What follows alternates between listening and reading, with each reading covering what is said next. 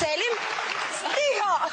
Тя е психолог, автор на курсове по смехотерапия. Завършила е в Ереван, обучавала се в Русия, Германия, Холандия, Франция и САЩ и е провела над 350 учебно-оздравителни курса.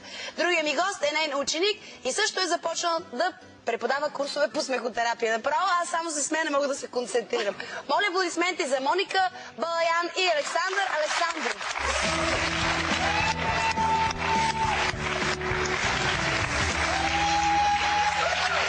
Първо с дамата, здравейте! Много ми е приятно, заповядайте. Господин, здравейте!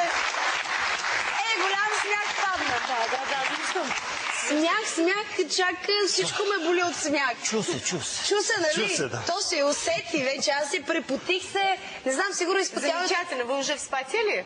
Моля? Ако сте си изпотила вече, това е прегледно. Прекрасно. Кръвообращение нормализовалось. Започна се нормализира кръвообращението, до това става. Вече съм здрава, знаех, тя ще се става толкова бързо. Този червен нож ще ви го върна, за да носи смях и наистина късмет на много хора. Аз може би ще дойда да посетя така. Смее ми се, определено ми се смее. Готино е. Тази дама с червената буза не може да спре вече 5 минути. Не може 5 минути вече да спре. Как сте, мила дама там?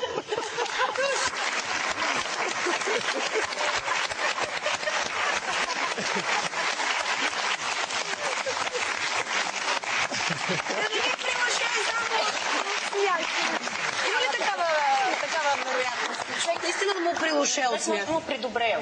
Придобрел от смях. Такава възможност при сболезнен. Вы знаете, мы на курсах учимся специальному смеху. Значи ние на курса се учиме на специален смях. Смех, в принципе, это биохимический взрыв в организме. Смеха е, може да се каже, че е биохимически взрыв в организма. И поэтому нужно этой биохимией управлять. И затова се учиме да управляваме тази биохимия. То есть, если очень долго сразу смеяться, больше 20 минут. Ако изведнъж почнете се смеете повече от 20 минути, пойдут сразу чистки. Започват невероятни чистки. Со всего организма. От всички места. Да разбирам ли, че човек може да се напика от смях? Не може нещо друго да направи. Аз я ми прочиствам. Пойдет чистка кишечника. На стомаха върви много, на очень черепния тракт, на сильные черепта. пойдут чистки. Поэтому мы стараемся управлять этим процессом. Затова даваме малко по малко. Стараем се да го Да, и да управляваме. вземем се отдавиме в собственото си изчистване, че ще знаме страшно тогава за тия 30 минути. Много образно. Да, много образно. На дозички, малко по малко да имат карет. Малко по малко и постепенно увеличиваем Постепенно се времето за смях. увеличава. Да. Постепенно се увеличава. Поэтому 10 минут смех, вдох. Затова имаме 10 минути смях и след това вдишване. Спокойный вдох, Спокойно вдиш. Потом снова И взрыв. след това отново. Гормональный. Да. И снова вдох, выдох. Да. Колко взрива може на един такъв курс да се постигнат? После 4-5 дня уже можно смеяться След 4-5 дена може да е... сколько хотите. Колкото И искате. няма проблем от изпускане и такива неща. Вече е контролирана. вече Химията е контролирана. Биохимията вече е контролирана. Добре, всяка болест ли може да се излекува от смехотерапия? Вы знаете, я не буду утверждать, что это лекарство абсолютно от всех Значи болезней. Моника няма да каже, че това е лекарство за всички болести. Но я хочу сказать, что смех – это выработка гормона счастья. Но смеха изработва хормони на То щастие. есть в момент, когда человек смеется, В момента, в който се сразу смее начинают човек вырабатываться эндорфины. и започва в момента се изработва ендорфин. Это как будто человек внутри включает солнце. Все едно някой си включва слънчице вътре в себе си. И смех равен витамину С. Действие смеха равно витамину С. Действието на смеха се равнява на витамин С. Това не може да се постигне с по-голямо количество шоколад, например, човек ако хапне и така да отделя се хормон на удоволствието, на щастието, Но безусловно, и да ядем это цитрусови плодове за витамин С, например.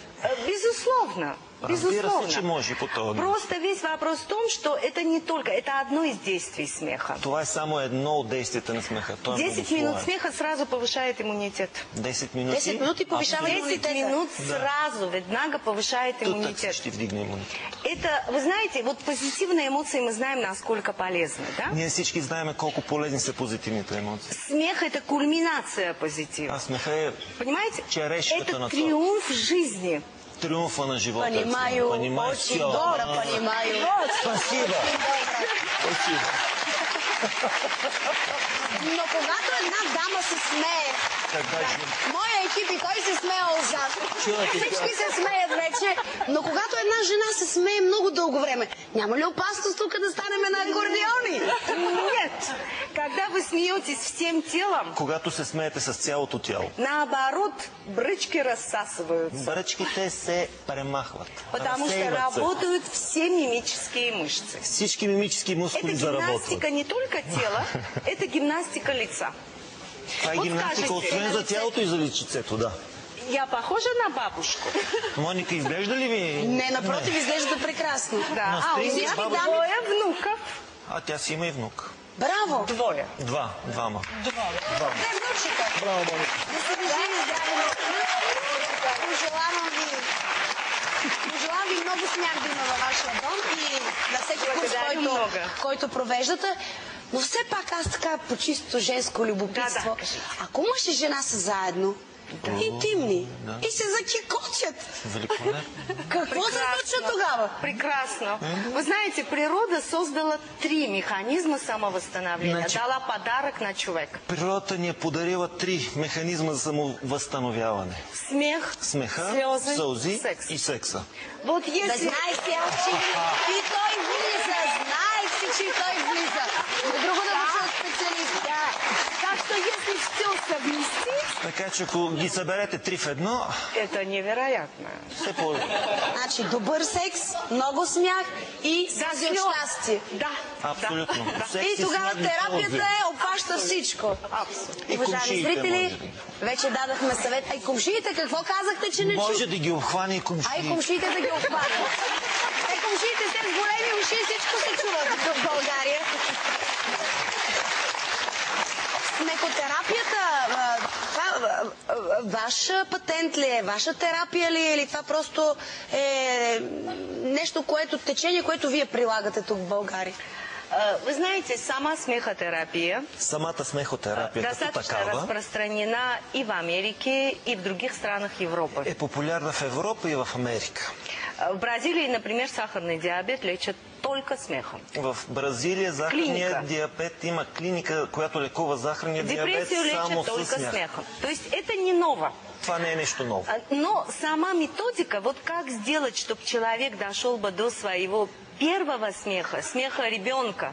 Но методиката така как човек да се засмее като дете, Да, вот сама методика, как довести до этого смеха, да, это, можно сказать, моя собственная. тази методика може да се каже, да, това е на Моника. Где методика. используется и смехотерапия тоже. Там се използва и смехотерапия. Има ли различни смехотерапии? Всеки си носи своята, всеки преподавател има свои начини да предразположи хората и собствен опит, който да предаде. Смехотерапия. Вообще смех, есть 3 направления в мире.